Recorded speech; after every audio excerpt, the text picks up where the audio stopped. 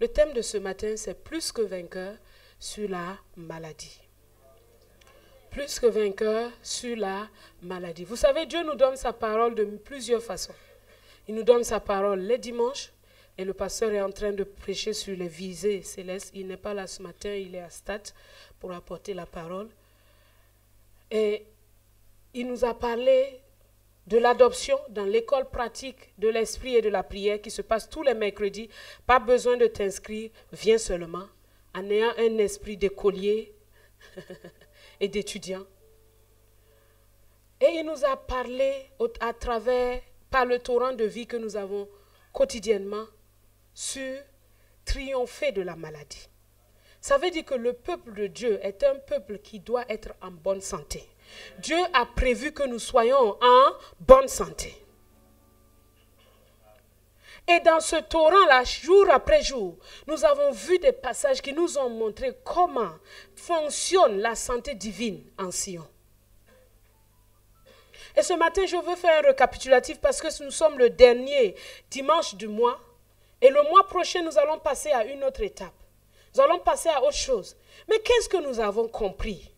Qu'est-ce que nous avons retenu? Qu'est-ce que nous avons vécu sur ce thème-là? Comment est-ce que nous l'avons appliqué dans nos vies? Est-ce que nous allons passer à un autre mois étant équipés? Ou bien nous allons passer à un autre mois étant plein de lacunes?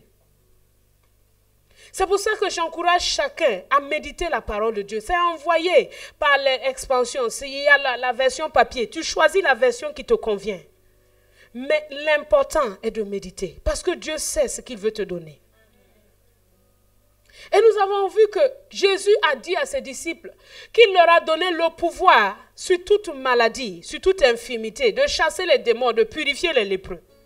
Ces disciples-là n'étaient pas encore nés de nouveau en ce moment-là, quand Jésus s'adressait à eux en ces termes, dans Matthieu 10. Mais quand Jésus partait, il a dit, tout pouvoir m'a été donné dans le ciel et sur la terre. Allez et faites de toutes les nations des disciples. Mais comment est-ce que ça se fait que les gens qui ont tous les pouvoirs sont ceux qui sont souvent frappés par la maladie?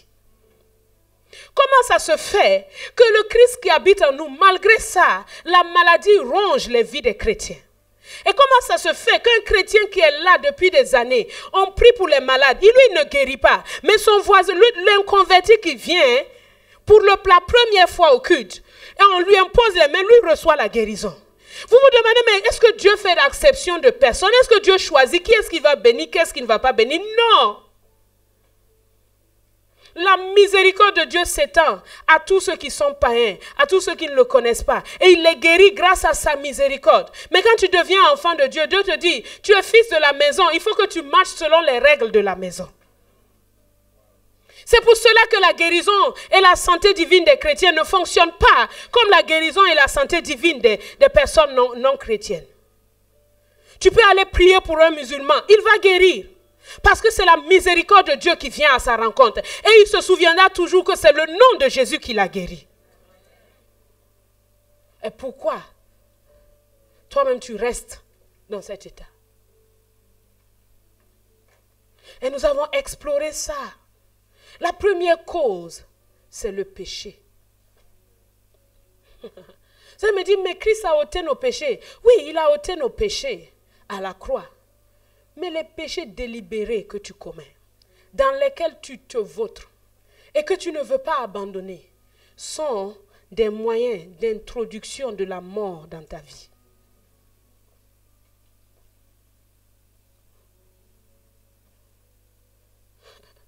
Le péché, c'est la toute première cause. Le péché non avoué, non délaissé. Le péché chéri. Comme certains disent, les péchés mignons.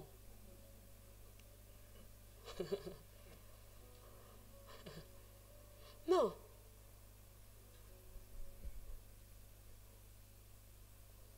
Jean chapitre 5.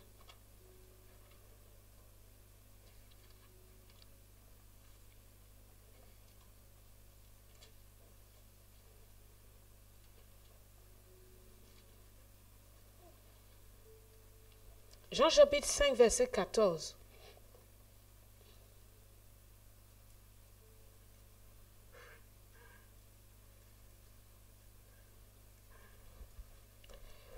Depuis, Jésus le trouva dans le temple et lui dit, « Voici, tu as été guéri. Ne pêche plus, de peur qu'il ne t'arrive quelque chose de... » Jésus l'a trouvé où? Dans le temple. Il n'était pas en dehors de la maison. Il était dans le temple. Mais Jésus lui donne une recommandation. Il lui dit, voici, tu as été guéri. Et souvent, c'est ce qui arrive. Les chrétiens, avant, quand ils se sont donnés au Seigneur, ils ont prié pour telle maladie. La maladie est partie. Ils étaient vraiment très contents. Ils ont commencé à vivre leur vie chrétienne normalement. Et à un moment donné, ils ne comprennent pas ce qui se passe. Mais cette maladie qui était partie commence à revenir. À venir leur dire bonjour de temps en temps. Parce qu'il y a des moyens de conserver sa guérison. Et Jésus dit, ne pêche plus. Ne pêche plus. Ça veut dire que sa maladie a été une conséquence de son péché. Mais Jésus lui dit, ne pêche plus. De peur qu'il ne t'arrive quelque chose de pire. Souvent, aujourd'hui, les chrétiens, on dit, ouais, Jésus a lavé, il a purifié, c'est tout. Tu fais ce que tu veux, pourvu que tu dises que le sang de Christ me pardonne et puis ça y est, c'est fini. C'est trop prendre à la légère ce qui a coûté le prix du Fils unique de Dieu. C'est trop prendre à la légère. Et souvent, ce qui frappe les chrétiens, c'est le péché de la langue. C'est un grand problème au milieu des chrétiens. La bouche pelé, à parler sans discernement. Et cela attire dans les vies des situations difficiles. Regardez, Myriam, elle avait une place de choix. Mais sa bouche, quand elle a commencé à parler contre Moïse, parler, qu'est-ce qui est arrivé? Dieu l'a frappé de la lèpre. Il aurait dû frapper aussi Aaron, mais à cause du sacerdoce.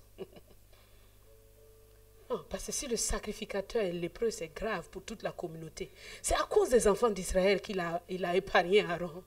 Mais pour donner une leçon à tout Israël et à Aaron, c'est arrivé à Moïse, à Myriam. Pourquoi? Parce que la bouche des enfants de Dieu qui parlent mal contre les oints de Dieu. Vous savez, s'il y a quelque chose qui est facile à voir, ce sont les défauts des oints de Dieu. C'est trop facile à voir, n'est-ce pas? Oui, parce qu'ils sont à la lumière de tout le monde les regarde. Et donc c'est très facile aussi d'ouvrir grandement sa bouche et de dire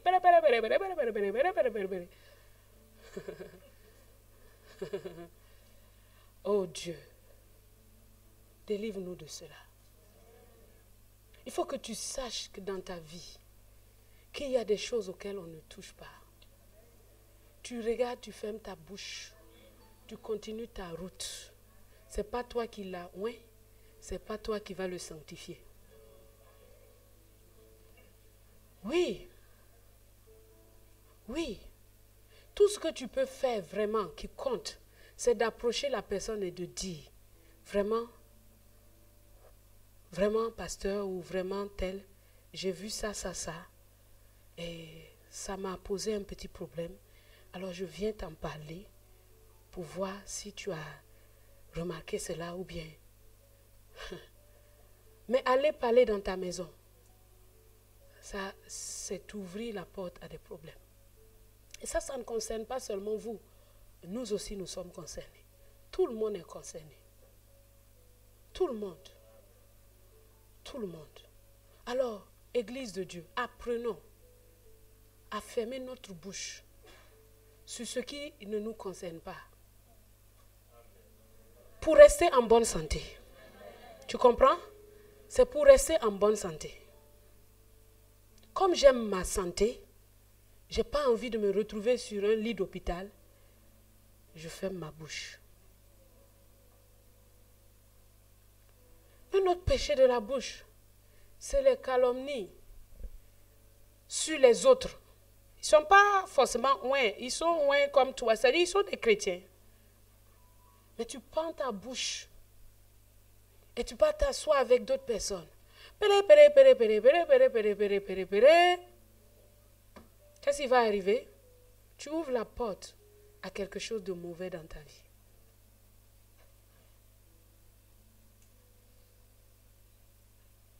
Et dans l'église de Dieu, il ne doit pas avoir ce genre de choses-là. Maintenons-nous en bonne santé en refusant le péché dans nos vies. Maintenons-nous en bonne santé. Garde bien ta santé et ta guérison. Les paroles injurieuses qui ne servent à rien. La cupidité qui ne sert à rien. Vous avez vu Géasi? Quand il est allé prendre les biens de Naaman, qu'est-ce qui est arrivé chez lui? Il y a eu un transfert de maladie sur lui. C'est-à-dire, lui, il a pris les trucs de Géasi, de Naaman, et les trucs de Naaman sont venus sur lui. C'est très dangereux, les gens qui prient pour de l'argent. C'est très, très dangereux. Tu as prié pour quelqu'un, il est guéri. C'est bon. Tu as reçu comment? Gratuitement. Amen. Si tu monnaies ce truc, sa maladie viendra sur toi. Parce que Dieu ne t'a pas fait payer pour te donner ce don. C'est par amour qu'il t'a donné ça pour le bien de tout le monde.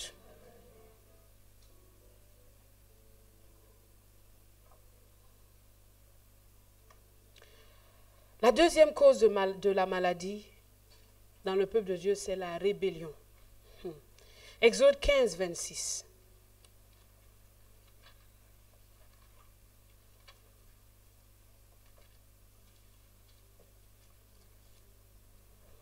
Si tu écoutes attentivement la voix de l'Éternel, ton Dieu, et si tu fais ce qui est droit à ses yeux, si tu prêtes l'oreille à ses commandements, et si tu observes toutes ses lois, je ne te frapperai d'aucune des maladies dont j'ai frappé les Égyptiens, car je suis l'Éternel qui te guérit. Car je suis l'Éternel qui te guérit. Il dit, je ne te frapperai d'aucune des maladies dont j'ai frappé les Égyptiens. Donc si on est frappé d'aucune maladie, on n'a pas besoin de guérison?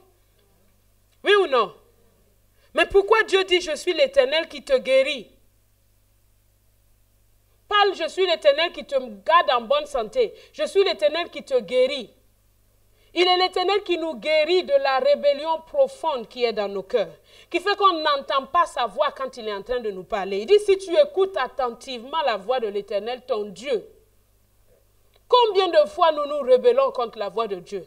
Tu es en train de marcher quelque part et puis tu veux insulter. Le Saint-Esprit te dit, tu dis, je m'en fous, je vais insulter quand même. Tu es dans une causerie, on est en train d'insulter quelqu'un. Le Saint-Esprit dit, stop, toi ferme ta bouche. Tu dis, non, c'est trop doux, tu balances les bêtises.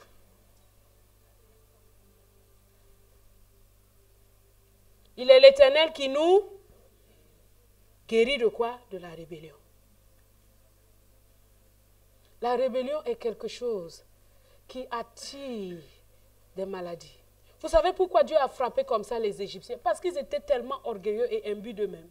Pour eux, c'est leur Dieu là, sont trop forts, quoi. Dieu a jugé les Égyptiens, il les a jugés, jusqu'à ce que Pharaon fléchisse le genou pour comprendre que Dieu est Dieu et que lui, tous ces dieux ne sont rien. Et vous pensez que dans notre vie, Dieu ne va pas juger l'orgueil en nous? Vous pensez ça?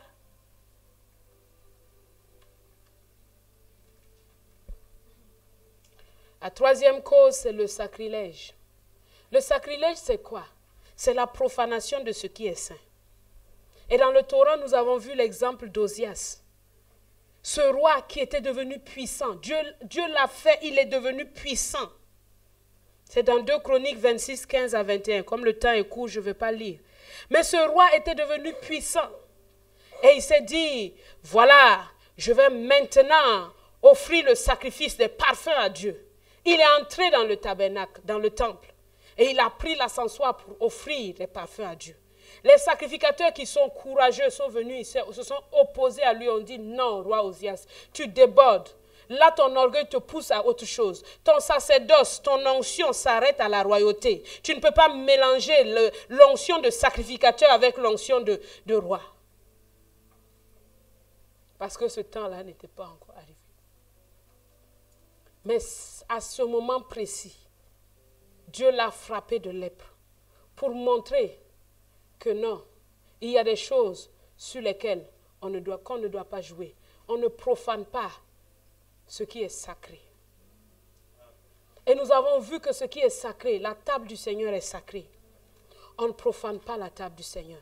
Comment est-ce qu'on peut profaner la table du Seigneur? Si tu es en conflit avec quelqu'un et que tu te lèves tranquillement, je m'en fous, je vais prendre la table du Seigneur. Tu es en train de manger la mort. Pourquoi? Parce qu'elle aussi, elle fait partie du corps. Et le corps est là.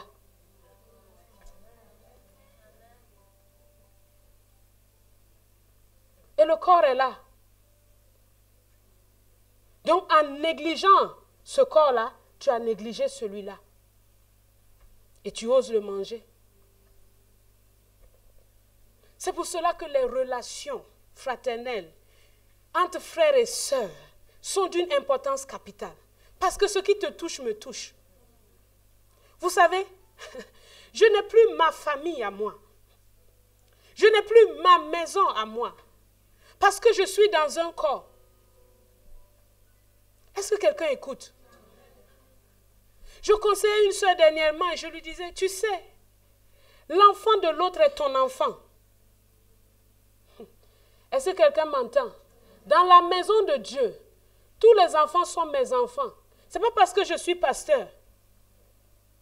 C'est comme ça, nous sommes un seul corps. Leur éducation me concerne. Je ne peux pas juste m'occuper de ma famille. Non. Et si souvent dans l'église de Dieu, nous faisons des parties, c'est ma vie privée. Il n'y a pas vie privée. Parce que ce pain-là nous a tous réunis. Donc si tu pêches, c'est nous tous qui pêchons. Alors tu ne dois pas t'approcher de ça négligemment.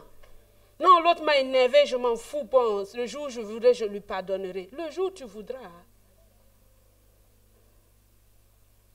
tu introduis la mort. Ou aller faire quelque chose qu'on ne t'a pas demandé. Ou on ne t'a pas établi.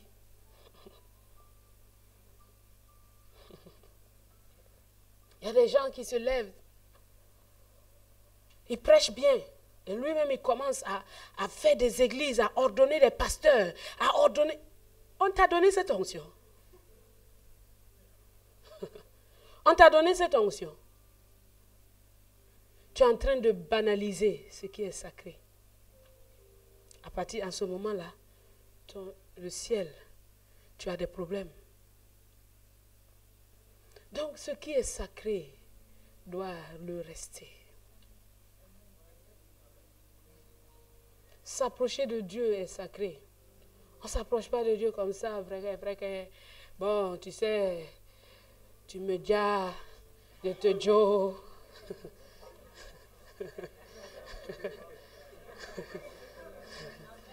Laisse tomber, oh. Laisse tomber. Tu le connais? Quand il tonne de son tonnerre, là, tu as déjà peur, tu te mets sous ton lit. Ça, c'est juste le tonnerre, c'est qu'il a créé. S'il te parle, vous avez vu Jean? On dit qu'il tombait à ses pieds comme mort. Si ce n'est pas la grâce de Jésus qui l'a dit, lève-toi, il ne peut pas se lever. Et toi, tu t'arrives vulgairement.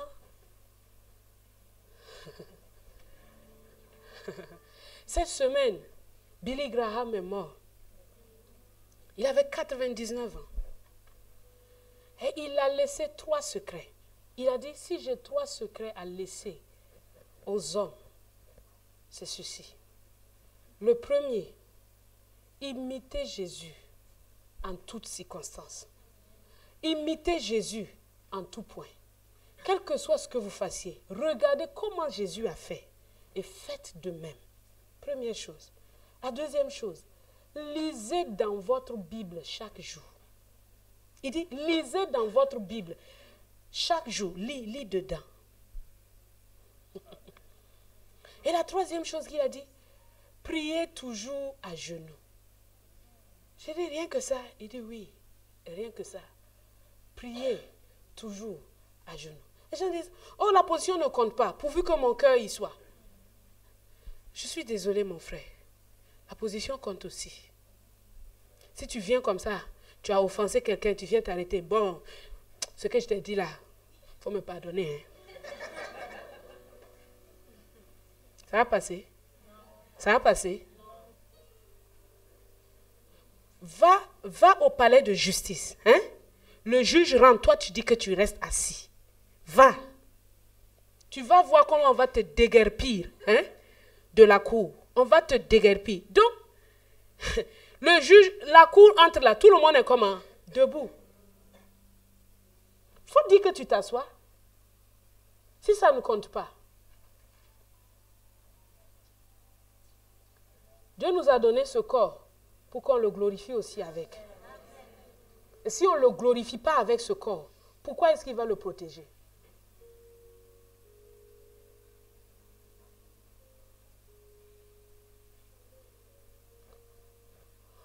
La quatrième cause, ce sont les démons. Et nous savons que pour un chrétien né de nouveau, aucun démon ne peut habiter en lui. Mais les démons l'influencent à travers son âme. Les démons peuvent l'influencer de l'extérieur. Et c'est pour cela que l'état de notre âme est d'une importance capitale. Parce que c'est l'état de notre âme est comme le pont par lequel tout passe. C'est pour ça que, mon frère, ma soeur, il y a des colères, tu ne peux pas te payer le luxe de certaines colères. Tu vois, c'est trop, ça coûte trop cher, en fait. Tu comprends? Quand tu regardes cette colère, tu as envie vraiment de te nerver, de vraiment tout casser et tout ça, montrer que toi, tu es vraiment colérique et que dans ta colère, tout tremble autour de toi. Mais quand tu vois les effets sur toi-même, les hypertensions, les tumeurs, les maladies cardiaques et toutes ces choses, tu vas te dire que tu ne peux pas te payer le luxe de cette colère. Parce que la maladie cardiaque, quand on va te dire même fais écho cardiaque, fais ceci, fais scanner, les milliers de zéros de dirhams qui vont s'aligner derrière toi, tu vas regarder, tu vas dire ça coûte trop cher, autant que je sois en paix. Tu comprends? C'est comme tu vas dans un magasin, la chose coûte 5000 dirhams, tu n'as pas. Tu fais quoi? Tu te couches dans le magasin, je la veux. On va te déguerpir aussi, avec un bon balai. Tu regardes et puis tu fais quoi? Tu passes. Donc, quand tu comprends l'effet des colères, des jalousies, des querelles, des inimitiés, de toutes ces choses, des mauvaises pensées dans ton cœur, hein? Tu vas te dire, je ne peux pas me payer le luxe de cette mauvaise pensée. Il y a des mauvaises pensées, même tu as tellement mal pensé que tu sens même les effets dans ton corps, n'est-ce pas? Tu sens que ton corps est en train de bouillonner, tu sens même que ça commence à mijoter dans ton... Faut dire, oh, quitte là. Parce que je ne peux pas me payer ce luxe. Si aujourd'hui on me dit, fais écho, fais ceci, fais cela, même je vais faire tout ça, mais c'est juste pour dire, tu as ça. Ça ne veut pas dire que ça va me guérir. Marcher par l'esprit, c'est économie de beaucoup de choses. Les haines. Il y a des gens qui ont des haines ancestraux. Oui, leur père a détesté cette personne. Ils ont hérité de la haine de leur papa sur cette personne. Eux aussi, ils ont haï cette personne. Et ils ont transmis cette haine-là à leurs enfants. Hey! La personne est morte. Et toi, tu continues de la haïr et de haïr ses descendants. Hey! Tu n'as pas le prix. Laisse la vaine manière de vivre que tu as hérité de tes parents. Cette haine-là, elle n'a qu'à s'arrêter là-bas. Moi, je suis en Christ. Et Christ m'a dit d'aimer tout le monde. Alors, je ne peux pas choisir de détester celui-là parce que je veux faire honneur à mon Père. C'est quel honneur ça? Un un honneur qui te tue, qui t'envoie en enfer? Tu penses que s'il est en enfer et que tu te retrouves avec lui, vous allez vous saluer cordialement, bonjour fils? Personne ne va regarder son voisin. Tout le monde est en train de souffrir. Et tu vas transmettre ce mauvais héritage à tes enfants. Tu as été délivré de la vaine manière de vivre. Ces trucs ancestraux, telle ethnie ne parle pas à telle ethnie. C'est quoi ça? C'est quoi? Est-ce que tu es en Christ? Il a brisé les murs d'inimitié. C'est fini ça.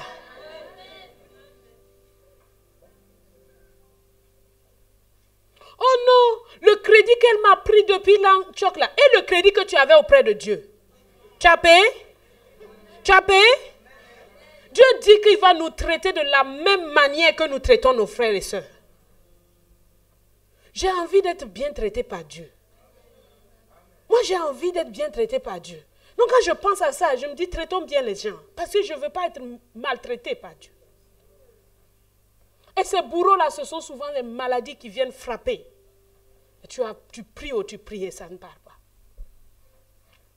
Dis pardon, jamais. J'ai déjà vu ça. Mais dès cette haine-là, jamais, jusqu'à ma mort. J'ai dit, hein? Donc tu vas mourir. Tu as déjà proclamé toi-même ton verdict. Mais le problème, ce n'est pas cette mort-là, c'est l'autre. C'est la seconde qui est pire.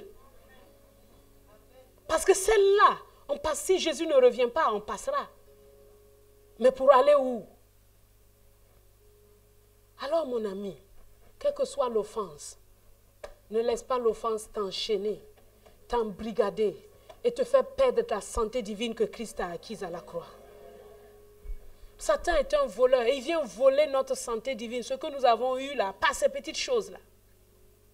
Ne laisse pas ton cœur s'emporter, dis, je resterai en paix. Je resterai en joie. Je resterai. Parfois ton cœur bouillonne, ce n'est pas le moment de parler, c'est le moment de te cacher. Tu comprends? Quand ton cœur bouillonne, ce n'est pas le moment d'aller dire, je vais aller lui régler son compte. Non, c'est le moment de courir dans la présence de Dieu, de te cacher, de dire, papa, ça ne va pas. Mon cœur est chaud, c'est chaud. Et tu vas voir que, non, Dieu est trop fort. Quand il te dit 2, 3 paroles, tu deviens glacé, tu dis, Il te connaît. Il te connaît. Il va te rappeler quelque chose et tu vas dire, dis, mais la personne là, tu es tellement en colère, mais tu as oublié. Regarde ce qu'il t'a fait il y a quelques années. Ah bon? Ah oui? Souviens-toi de ça. Et ta colère pas. Ou bien il te rappelle toi-même tes propres erreurs. Et toi-même tu es... Mais si tu dis, ouais, moi, tout ce qu'il ne faut pas faire quand tu es vraiment en colère, quand tu es vraiment... c'est d'agir. Non, retrouve d'abord la maîtrise de toi-même. Et après, fais quelque chose. Fais quelque chose selon la parole de Dieu. Alors nous allons nous arrêter là. Il y a encore d'autres causes. Mais il y a d'autres remèdes. Il y a des remèdes. Et les remèdes, c'est la parole de Dieu qui nous guérit. Comme Billy Graham a dit, il a dit, lis ta Bible chaque jour. Si quelqu'un lit sa Bible chaque jour, il reçoit la santé qui est infusée en lui chaque jour. Quand nous étions à Ouaga, Papa Karambiri nous disait qu'un musulman est venu le voir et lui a dit que j'ai dit à tout le monde à la mosquée que la raison pour laquelle toi tu ne portes pas les lunettes à ton âge, c'est que chaque jour tu lis dans ta Bible en papier là. Un musulman qui vient dire ça, il dit, je sais pourquoi tu ne portes pas les lunettes jusqu'à toi. C'est que tu lis dans ta Bible en papier. Tous les jours tu es dedans. Et donc cette Bible-là met la vie dans tes yeux. Donc quand je regarde la Bible met la vie en moi. Parce que le Saint-Esprit est content quand je plonge mes regards dans la parole. Et l'Esprit de celui qui a ressuscité Christ d'entre les morts rend la vie à mon corps mortel. Il commence à checker, il fait un scanner, il regarde ici, il dit, ici il y a une petite, moi je ne sais même pas au courant, mais lui il la répare. Il l'arrange parce que je plonge mes regards dans la loi parfaite. Alors chaque jour plongeons nos regards dans la loi parfaite. Vivons en bonne santé. Utilisons le nom de Jésus. L'onction d'huile est aussi un moyen de guérison. Les dons de guérison sont un moyen de guérison pour que le peuple de Sion vive en pleine santé. Marchons par l'esprit et nous n'accomplirons pas les désirs de la chair et la bonne santé divine sera notre partage. Alléluia. Amen.